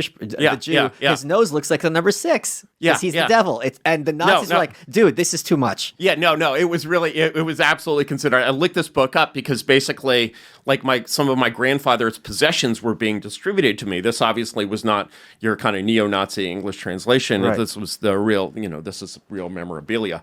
And so I'm like, what the hell is this Nazi children's book? Yeah. It was written by like this 18-year-old German girl, like this No, teenager. this is by the guy who wrote Der Stürmer. It was... Oh, no, this is a different Okay. one. I think there's basically at two least, in yeah, this of course, class. yeah. But no, it was drawn by the guy who wrote Der Stürmer, but the author was basically like a League of German Girls, like, young German high school girl, which is just, no. And the shit, when you see this stuff on sort of all sides, you're like, this is berserk. Yeah. These people were all completely berserk. Like, and the theory of World War II, of like the plot of Axis world conquest, is completely as fake as the International Jewish Conspiracy. And it just didn't exist. And so you have this like, Matthew Arnold's poem, Dover Beach. Of course, Ignorant Armies Clash by Night. That's basically, that was his vision of the future. Yeah, there was a lot of that, like the whole Axis ideology, right, that was fed as propaganda to the American people. Like, the truth doesn't matter. Like, yeah, like fucking the Germans and the Italians were working together, but Japan had dick to do with any of this shit. Japan was in its own shit, right? Japan had already been at war, with fucking China and, Indonesia and fucking Russia and everybody the fuck else for shit. Probably fucking 30 years by the time World War II had broken out. Like the Japanese were already doing their thing long before the Americans showed up. You know what I mean? Like Great Britain and fucking Japan were already going at it long before the Americans ever fucking got involved with any of this nonsense, right? So like you have to understand, like, yo, they, like the Japanese and the Germans and, you know what I'm saying, the Italians had very, very little to do with each other. You know what I mean? In the end of the day, like the whole idea of Axis powers and Russia and all this nonsense, just complete and utter garbage. Like it just is all fucking propaganda in the end of the day. Future. And yeah, these people had no idea what they were doing on any side. And I mean, so the question of why Stalin won the war or did so well is that Stalin was perhaps the least deluded of all these figures. Again, you know, the Sean McMeekin book, Stalin's War, is very worth reading. So it's about World War II and Stalin. Yes. Okay. Yes, World War II and Stalin. And, you know, the McMeekin book is perhaps a little weak on the relationship between Stalin and FDR, which is not a relationship that anyone understands really very well. And a lot of that is probably going to, you know, was done orally and will permanently remain secret. But you know, you get the strong impression from the McMeekin book. He doesn't have specific evidence of this. I believe this to be true, that FDR knew the Molotov-Ribbentrop Pact was a trap for Hitler. FDR loved that kind of shit. And so, you know, it's like if the American elites really believe that Stalin has thrown in his hat with Hitler and is siding with Hitler, then they react completely differently to him. And they just don't react that way. It's like a case of the dog that doesn't bark. Another hilarious fact about World War II that most people don't know that I only found out actually very recently is totally, you know, this is totally normal. There's a Wikipedia page. During World War II. Therefore, it's true. Therefore, it's true. During absolutely. And my Wikipedia entry is the most trustworthy of all, of course. And because it's you know, it's Wikipedia. During World War II, for the whole war, from 41 through 45, there was a trade route in which American ships, American-made ships, full of basically natural resources and other, you know, not actually actual weapons, are sailing under Soviet flags from San Francisco to Vladivostok to supply the Russians. Now, if you know where Vladivostok is... It's northeast. That's the very tip. Right? Yeah, and you basically have to, like, you know, steer your ship around to avoid bumping into Japan. Yeah. And so right under basically the noses of the Japanese, you know, Hitler is being opposed by, like, giant ingots of American aluminum. Why are the Japanese doing this? Why do they, you know, they're neutral in, you know, they have a neutrality relationship with Stalin. Right. And you look at this war and you're like, wait a second, when the Axis are trying to take over the world, you know, Hitler goes this way and Stalin and Japan goes that way and they just win. Why do they not just win? Right. And they don't just win because there's no Axis. There's no such thing as the Axis. It's just a press release. There's no actual real military coordination there. And they don't understand that they're fighting a world war. That's the thing. I learned that recently myself because I grew up in comic books. I'm a comic book character. Yes. And you always see Captain America punching out Hirohito and Hitler at the same time and whatever, and Mussolini. But then if you look, Hitler and the Japanese are not sitting down and plotting together at all. Hitler, Mussolini, it's a very different story. Even there, like Mussolini's invasion of Greece basically comes as a surprise to Hitler, and he has to delay his invasion of Russia because of it. And that arguably loses him the Russia campaign. Yeah. Right. And so, you know, these are these three powers, and, you know, they have these radical 20th century ideologies. Behind these 20th century ideologies is a lot of the kind of force and energy of old 19th century elites, old nobilities and so forth. The idea of these 19th century elites is that they believe in sort of the old pre-20th century multipolar international order. And so, you know, when Germany in World War I says... Moldbug's most definitely on the internet. He might even watch my channel. I'll keep it a buck with you. Like, if you're watching, bro, like a real... I'd love to have you on. I just don't know if I can hang with you intellectually. You know what I'm saying? But, like, yo, we've explained this with Peter Zehan. You know what I'm saying? This is why I've been showing you what I've been showing you. Like, yo, legitimately, like, yo, the powers that be, all right, are now putting this information forward, right? And, like, pushing it towards us, right? So that it can intellectually infect the masses. But like, you know, you've already known this if you're watching my channel because I've already told you that. I've already told you all this information. Like real shit, I've already broken all this shit down to you. You're already ahead of the game. Wanna know how smart you are? If you're watching me, legit. Yo, you hanging right now and listening to a dude break down some shit to a dude who's going, I just learned this, right? You learned this shit from me, right? Before Michael Malice knew it. And these motherfuckers are orders of magnitude smarter than I am. Yo, we on top of things right now. Real shit. It wants a place in the sun. It wants its colonies. It's like, you know, we want to be an equal to England. Like the idea of Germany sort of attaining supremacy over England, like there's no idea that, you know, okay, World War I, it's a war for democracy on our side. Therefore, it must be a war for monarchy on the other side. And if Germany wins the war, there will be a Hohenzollern prince in London. Nobody's thinking that, right? Just like nobody in the Civil War is thinking, oh, if the Confederacy wins the war, we'll have like slave plantations all around Boston. Right. And so, you know, there's a basic asymmetry there where one of these powers is fighting for independence and the other one is fighting for hegemony. And it's our side that is fighting for hegemony.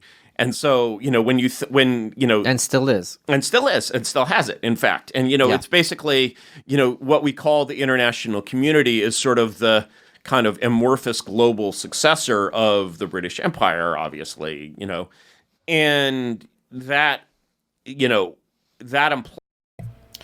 You're the Bretton Woods World Order. It's very, very simple. The Bretton Woods World Order. See, look at this man. I'll be honest with you. I can bang. You know what I'm saying? Tom Pease can bang. I bang hard. Like real shit. Everybody's been saying things that I've been telling y'all motherfuckers for years now. Tom Pease can bang. Like, let's keep rocking though. Implies, and people will be perfectly frank about this, basically a diminution of sovereignty. In fact, really a loss of sovereignty of the nations incorporated into it. And so, you know, Hitler is this weird, like, basically 4chan character, like I mean, he's really like a 4chan guy. And he has all these bizarre ass theories, you know, but behind him is the kind of entire old elite of old Germany who are like, yeah, this, you know, these are the July 20th people who are basically like, yeah, this anti-Semitism stuff is really retarded, but like, come on, we have a country again. Right. And so the US, of course, you know, every time it receives, you know, American diplomats receive any kind of notification from these. Yeah, this is Hans Hermann Hoppe right here. You know what I'm saying? That's what this is. This is Hans Hermann Hoppe, right? You know, and it's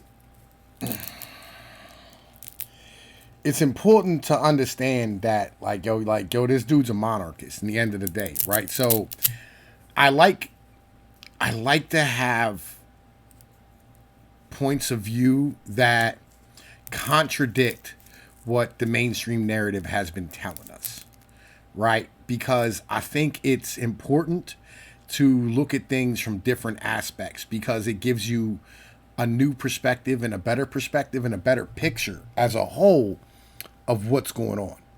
You know what I mean? And what happened and what history really is. Because history is written by the victors. And if you can hear history from the loser's side and go, oh, gotcha. You know, I mean, that's what's really happening. You know, I mean, this is why, like, you know, like they stand here and they push this propaganda about the Holocaust and all this shit so fucking hard, right? It is because of the fact that if you found out that what you did in World War II is the same thing that we did in Iran, and then the same thing we did in Libya, and the same thing we did in Syria, and the same thing we did in Iraq, and the same thing we did in Afghanistan, and you go, that's a lot of dead people. It's a lot of shit, son. Like, legit. For some stuff that had nothing to fucking do with us.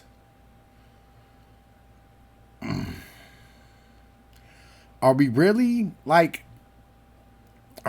spreading democracy? Or are we just trying not to have to deal with kings and monarchs and strongmen? I don't know. Like, I don't fucking know. But that's an important fucking thing to think about. And how long has it been going on? Let's keep rocking. German aristocrats, they're like, hey, if we just dump Hitler, will you make peace with us? The answer is always, fuck you. Right. And so it really is sort of, that war is a war between revolution and reaction at a certain level. It's just this kind of sound 19th century reaction is kind of overlaid with this kind of hallucinatory 20th century craziness that you find in, these fascist regimes at various levels. It's, of course, obviously everything from the 19th century is generally better. But, Stalin is completely, both Stalin and FDR, and it's very hard to understand we don't really understand that relationship, and we probably never will. Both Stalin and FDR are, sort of, they love playing chess, they love tricks, they love lies, they love deceit, and they love, they have this kind of deep, dark triad kind of Machiavellian thing going on. Stalin just completely outplays Hitler and still almost loses because the German military is so much better than his.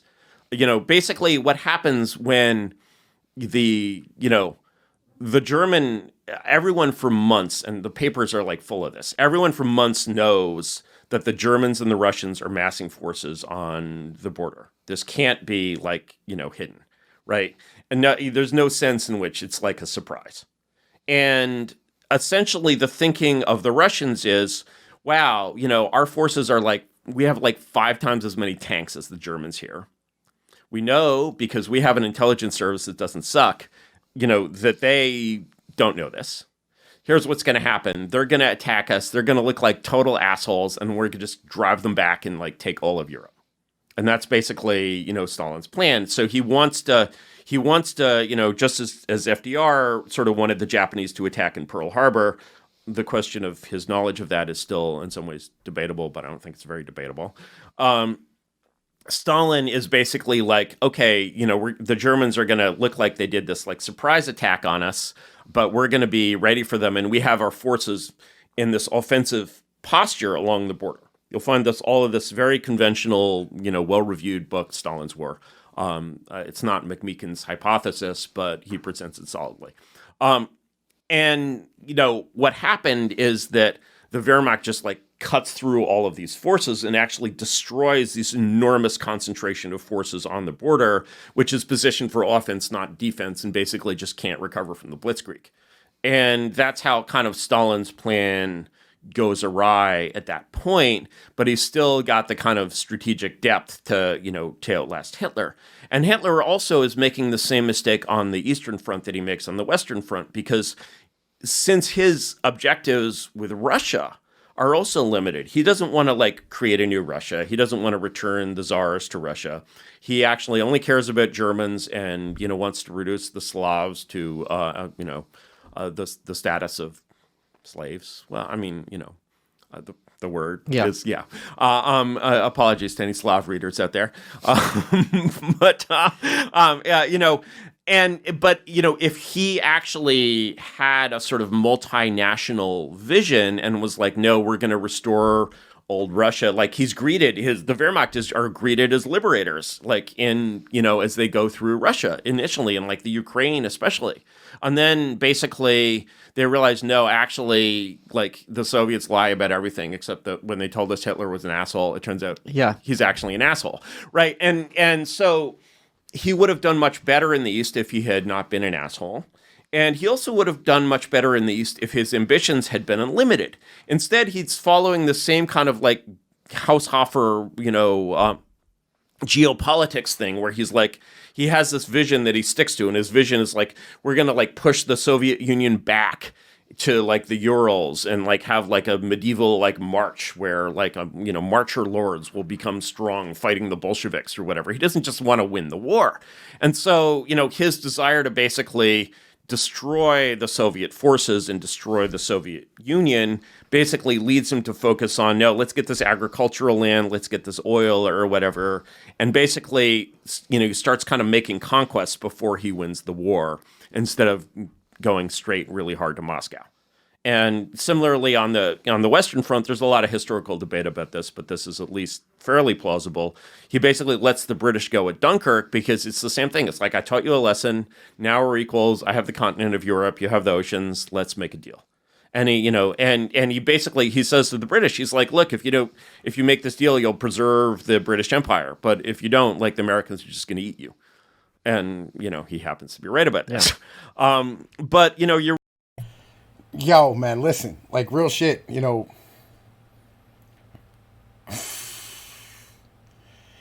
I've actually never heard that perspective before. Like, I've never heard nobody actually, like, fucking say that shit. That's fucking crazy. Like, when I'm done recording this, I'm probably, gonna upload it, and I'm gonna go to bed, and I'm gonna wake up, and I'm gonna listen to what the fuck, this shit again. Like, legit. Most definitely gonna have this link in the description. Because this is history that, like, we don't really know about in the end of the day. Cause, like, let's be real.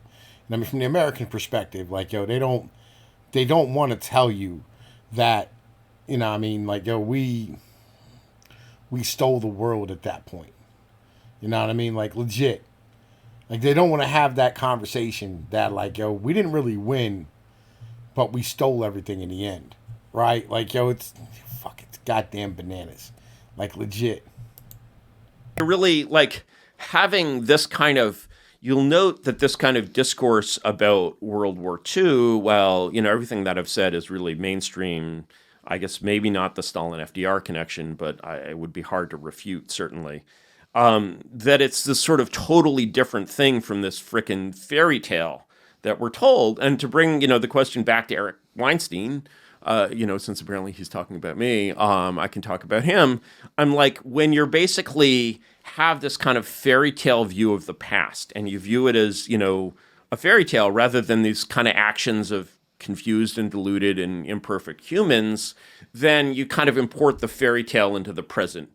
And you're like, as a grown man, he must be, in his 50s, and he's like, ooh, smells like the boogeyman, like, are we children? Well, I wear child-sized clothing.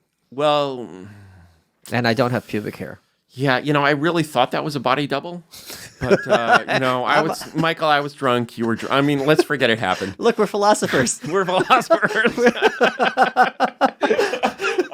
I was reading about I was some history of, like, gay people. I woke up, stroked your cheek, and said, "We're philosophers now." Honey, no, I was. Customized car insurance from Liberty Mutual. Yeah, there was some, like, group of notorious homosexuals, like Edwardians or something, maybe even earlier, maybe Victorians, and they referred to the thing that they did as, quote, the method, unquote. And unfortunately, there's a brand of, like, generic, like, cleaners that you'll see that is method. And, I basically, maybe it's juvenile of me, but I can't avoid making that translation. I just recently read Bosie's autobiography, Bosie. Lord Alfred Douglas. I have a signed copy. Oh, my he was God. Oscar Wilde's lover. Yeah. And he takes great pains to point out that they did not do that what you're thinking of. It was the other thing. So please get those perverted thoughts out of your head. It was not the thing. It was not the thing. Yeah. It was the other thing. What do you think of me? How dare you, good sir? I love the, like, it was not the thing, it was the other thing. It's amazing. That's a brilliant limited modified hangout. It's like, I did the thing, but I did not do that other thing. It's like, okay, Alfred. That's like, I did not have sex with that woman. It's literally the same thing. Well, frankly, Michael, at that point, you've got to understand that nobody had invented lube. Sheath, the official underwear of hunks and studs. Look at this stud in this ad. What a hunk and a stud. If you go to sheathunderwear.com and use code Malice20, you get 20% off your order. Why would you want to do that? Well, it's the most comfortable underwear you'll ever own. So they have a stretchy fabric made out of moisture wicking technology. They feel super soft. You stay cool in the summer months. What makes Sheath unique is their dual pouch technology. They have one pouch for one part of your man parts, another pouch for another part of your man parts. You're going to try them on. You're like, think this is weird. And then you will, like me, wear them every day. In fact, they have new materials like bamboo and mesh for even more cooling comfort. If you go to sheathunderwear.com and use code MALICE20, you get 20% off your order and you get to be in my pants, which is not exactly a seller's market, but it's true. You will get to be in my pants. Let's get back to the show. Sorry. I really don't know how we got here.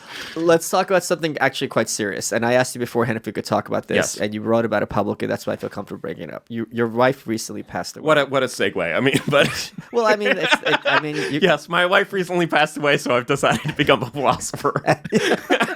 any port in a storm. What I encourage people to do is when someone passes to share a favorite memory of them, because that's a good way to keep them here. That kind of shares them with other people. And I had a thread.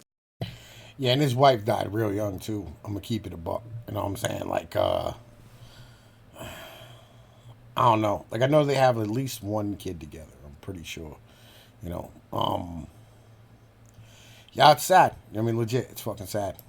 Thread on Twitter, and people were sharing very nice memories. So I would love to ask you and how you're holding up, because I'm not trying to get you to be upset. But yeah. this is You know, like, well, you don't have to talk about this if you don't want to. I can talk about it. I don't know about the memory. That might be a little too private. Okay.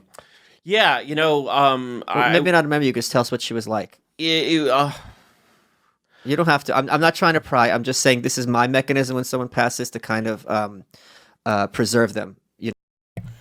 Well, I'll be honest, you know what I'm saying? This is seeming more and more and more like an interview, right? You know what I mean? Like, like for a job, right? I think he's trying to fold moldbug into, you know what I mean? Like, I think he's trying to get him to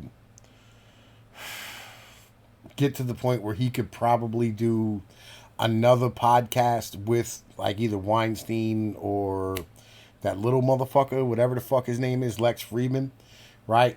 And then, you know what I mean, like maybe even get Moldbug on fucking like Rogan. I would love to see Moldbug on Rogan. Like, yo, that would be insane. Like, legit, like, yo, if he gets on Rogan, bro, the internet's taking over the world.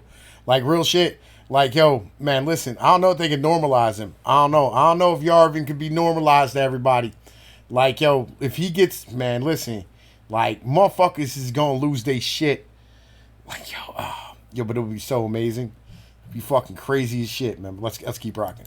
You know what I mean? Yes. No. You know, I can see doing it on the air. And is there a charity that people can donate to in her name? You know, I would love to have a Twitter thread and encourage people to do that. My favorite charity is something, and she adored them as well. Is something called Delancey Street in San Francisco. It's part of the, it's sort of the part of the San Francisco homeless thing that is not part of the homeless industrial complex. Everyone who works there, other than the director, is a former homeless person. And they're sort of one of these groups. They're basically reactionary on the subject of how to rescue basically street bums. What's their model? Their model is basically, you're a street bum. You don't want to be a street bum. You come to us and we basically come into the system and we will tell you how to do everything. Oh. We will tell you how to live your life. We will tell you, we will give you a job. We will basically tell you who you can date. We will basically exercise fascist parent level control. But it's almost like AA, right? Like you tried it your way. It's not working. You're going to try it our way and it's going to work. Yes, except it's like inpatient. So Sure, it's a little Salvation Army like, but I think though that group has deteriorated quite a bit, I imagine. And that I think expresses her values. But I'm not trying to be. Let's take it away from her. But I always regard leftism as worrying about the forgotten. That the people who are at the bottom are the ones who are like, hey guys, let's not forget about these people. Don't you? No. Okay. No. I have to. Well, let me just clarify one thing. I regard one axis of left versus right with sympathy for the weak as opposed to empathy for the strong. Yeah, but it's not real sympathy, and I think this is really, there's this great. See, this is the problem with shit, right? Like, leftism isn't sympathy for the weak, right? Leftism is it's commoditization of the weak, right? They want the weak on their side, right? You know what I mean? That's what they want. It's the banding together of it's the marshaling of the forces of the weak, right? That's what leftism is. It's not sympathy, right? It's commoditization of the goddamn fucking weak, right? Because they really don't give a fuck about them. You know what I mean? They just want their fucking vote. They want their fucking, you know what I mean, basically their vote. You know what I mean? And it's democracy. You know what I mean? They want them as their street forces. You know what I'm saying? They want them as their black shirts and shit in the end of the day. Like that's some reality type of shit. You know what I mean? And the right wing actually cares about the motherfucking weak, but they want the weak to become strong. You know, and that's something I love about Yarvin's work. You know what I mean? Is Yarvin saying like, you know, like, yo, look, we should make human beings the best human beings that they can be. And what we're doing right now is not doing that. You know what I mean? That's kind of like the point of his work. In Dickens, he introduces this wonderful concept that he calls telescopic philanthropy. He, this is a character, Bleak House, I think, Mrs. Jellyby.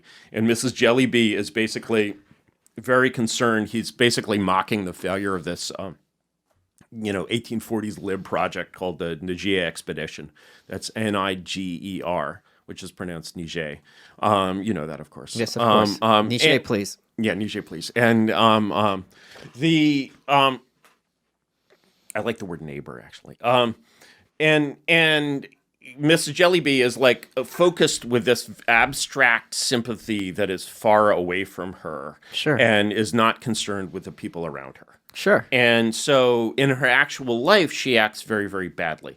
And the thing about this abstract sympathy is that it's really, it's entirely orthogonal to real sympathy, and it really drives it out.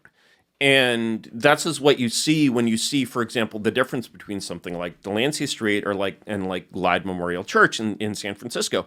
If you go and, plenty of like rich tech dudes will go and volunteer at Glide, and they'll find themselves filling packets for the homeless, and the packet will have like, some soap and toiletries and, probably a gift card if they need anything, and some needles in case they need to shoot up.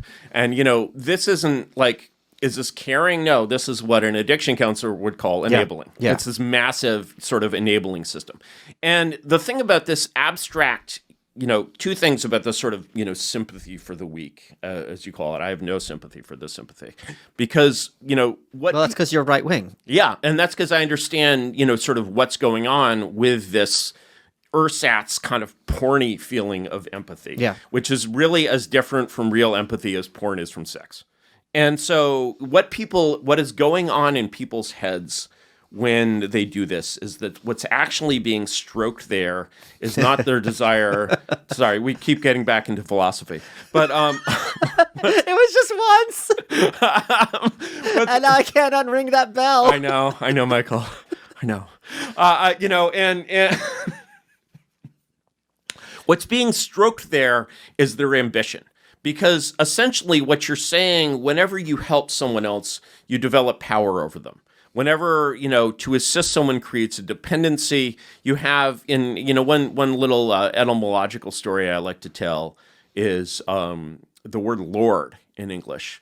The root of this is the Saxon hlaford, which means, and the hlaf means loaf, and the ward means ward. So basically, it means you're the loaf protector. You're the loaf giver if you're the Lord.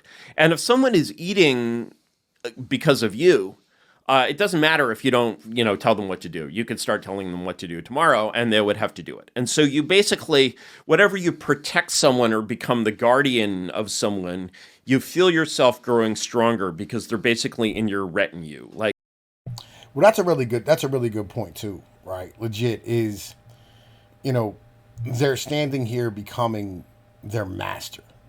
And that's a really good goddamn point. And I can't believe I didn't fucking think of it. I'm tired, to be honest with you. You know what I mean? But like, yeah, that's a really good fucking point. You know what I'm saying? Like, they are becoming their fucking master in the end of the day, right? You know what I mean? It's like literally like having pets. But again, like it kind of goes back to my point is the commoditization of these motherfuckers. You know what I mean? Like they're making them dependent, so like they end up fucking, you know what I mean? Like, yeah, they end up fucking giving them fucking power by their dependence. You know, yeah, that's not a wrong fucking ideology. You know what I mean? Legit. Like, you know, a medieval nobleman would be like, how many men in livery do you have? Right. And that's your kind of physical strength. Now, obviously, you're not gaining any sort of actual strength in any way by sending, you know, $1,000 a year to Glide Memorial so they can basically, you know, feed the pigeons on and enable people who actually need help and not enabling. But you're still, you know, you're like a dog chasing a ball. You have this predatory instinct. You don't really know that that's not meant for chasing balls. It's actually meant for your wolf ancestors to chase rabbits, but you're still going to chase the ball.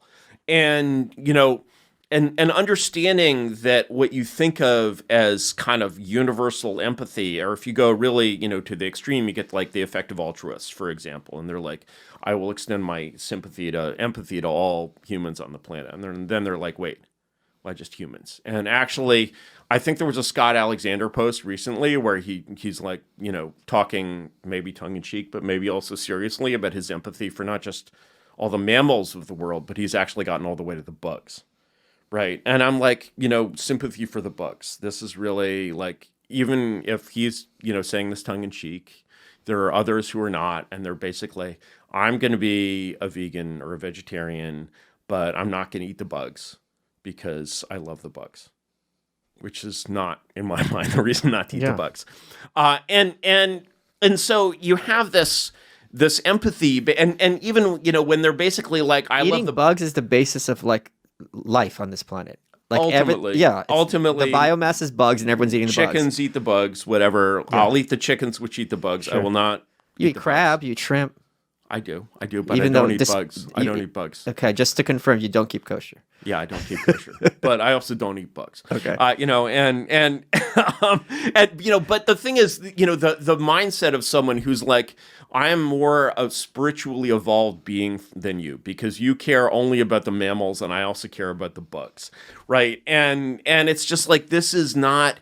Yeah, and then this is supposed to be compared to like the affection that you would feel like for your sister, right? You know, and these are two just different things. And you know, when you look at the kind of the ersatz empathy, you might say, well, okay, this is not really the same thing as the empathy that you feel that's a real emotional bond with people. Yeah, but you know, that's okay. Maybe it does sort of good things in the world.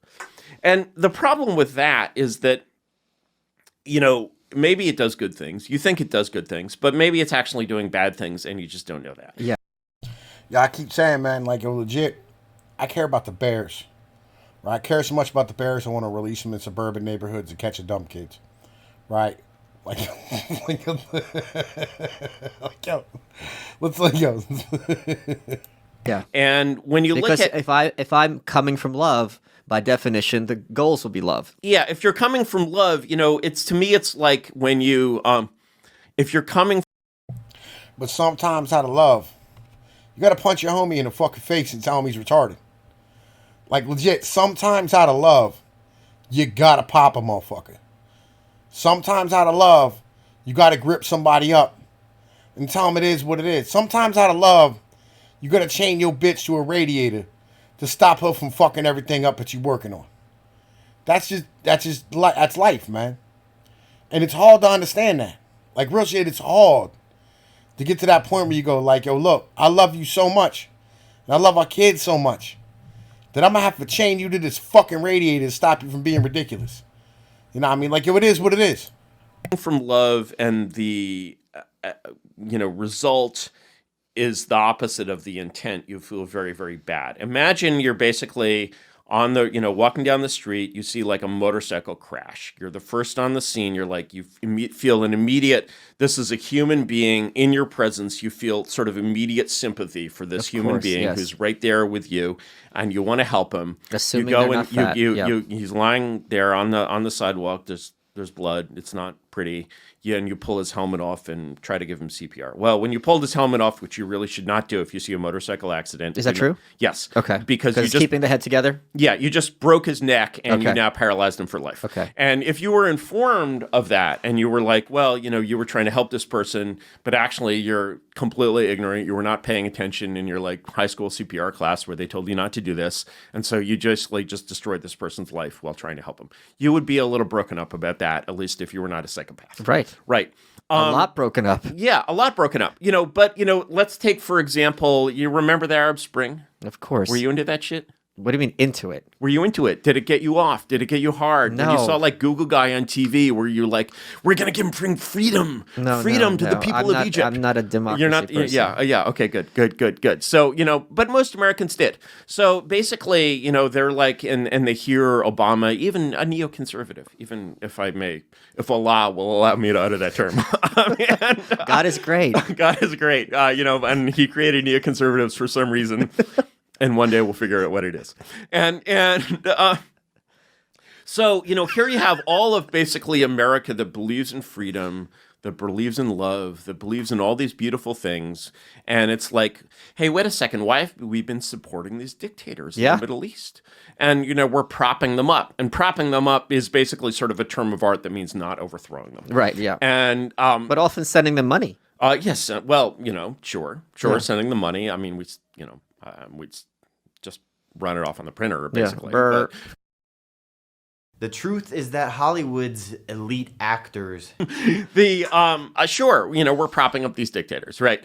And but of course, if you go and say, if you roll Obama out and you put the line on this teleprompter and he's like, Assad must go, or Mubarak must go, you're either basically creating a revolution or a civil war in that country.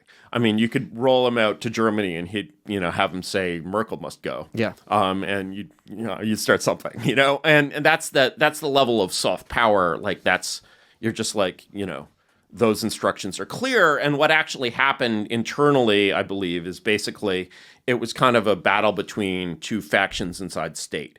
So basically the old guard, is like, oh yeah, we need stability in the Middle East. I understand it doesn't sort of fit American principles, but sometimes you've got to make an exception for the real world. And then the young guard is like, I've been watching The West Wing, and what would Martin Sheen do, right?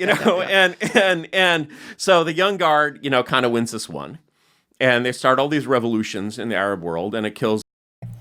That's a really, you know what I'm saying? That's one of his more recent fucking essays that he wrote. It was I don't think it was You Were Going to Lose. I think it's I forget which one it is, to be honest with you. He talks about this, about like fucking the entire like Arab Spring thing, about the real great reset, right? I think is the name of the essay that he wrote on his blog post, right? And it's super interesting, because like he said, really simple, like all you got to do is, like by the will of the people, you just have a fucking vote or whatever it is, and you just basically hand off power to the individuals who are ready to take it. Instead of like standing here voting to, voting to like have, like ridiculous people in power, because they had at that point, they had the Muslim Brotherhood who ended up, basically being peacefully overthrown by the military. These individuals who were basically American educated people who, were, like trained in Davos. It's basically the Jews. We'll keep it a buck. It was the Jews in the country. They sat there and organized a campaign that put the military in charge instead of the Muslim Brotherhood and shit. Because when they originally had the, like the Arab Spring in Egypt, they overthrew Mubarak, right, who was a longtime leader. And the people who took over were these Muslim Brotherhood individuals who, these educated elite people who lived, on this one island of the Nile, were like, oh man, they'll never know how to rule, and they'll just hand off power to us, the oligarchs. And like instead they said, you fuck that, we're just gonna rule terribly, because they had no idea what the fuck they were doing, but like, yeah, like you have a chance, read that fucking essay. It's super interesting. Like 500,000 people, and is a total shit show and a fiasco, and the only country in which it works even remotely is Tunisia, and even Tunisia's kind of gone to hell. And, what does the American viewer do when they've basically done this thing with a motorcycle helmet to like 1 million people? they change the channel. Yeah. Don't give a fuck. It's never brought Right. up again. It's never brought up again. You know, it's just like, oh yeah, sorry that didn't work out well. And you know, actually, even if you were in the State Department and you were basically part of making this disaster happen, like you got promoted, you made an impact, you changed the world, right? And so, you know, this It's on the headlines. It's on the headlines, right? You matter, right? And because you matter, you're promoted. And so, you know, the connection when you have this kind of abstract empathy, you know, it's actually it's distinct from the natural empathy 100%. toward the weak that you feel in a sort of good Christian sense when you see them, or when you sort of think in a level-headed way about them. It comes out of your ambition and your desire to have clients and be a big and powerful man. Yeah. Which is, again, very natural in humans. And then, because it has these kinds of poisoned roots, you actually don't really care whether it's actually working or, acting counterproductively, which means it's usually acting counterproductively. So, you can see why people sort of fall into the cult of thinking this way, but it's an essentially satanic way to think. It's a good summary, I think. We're running out of time. Shit. What has been your favorite part of this interview? I think it was probably, Michael, all the philosophy. You are welcome. All right, well, that's the end of that. Great guy, because I'm fucking exhausted. And we're going to be able to end like almost exactly at 2 hours, man. Like real shit. Yo, as I said, man, like, I want to thank y'all, who made it the whole way through. If anybody did. It's Tom Pease with Pnoid News. You know the deal. Like, share, and subscribe. Hit them links in the goddamn description. You know what I'm saying? Donate to the channel. Become a patron. You know what I mean? And, help support, the content shit. It is what it is. Peace be like one, motherfuckers. Enjoy y'all day. Later.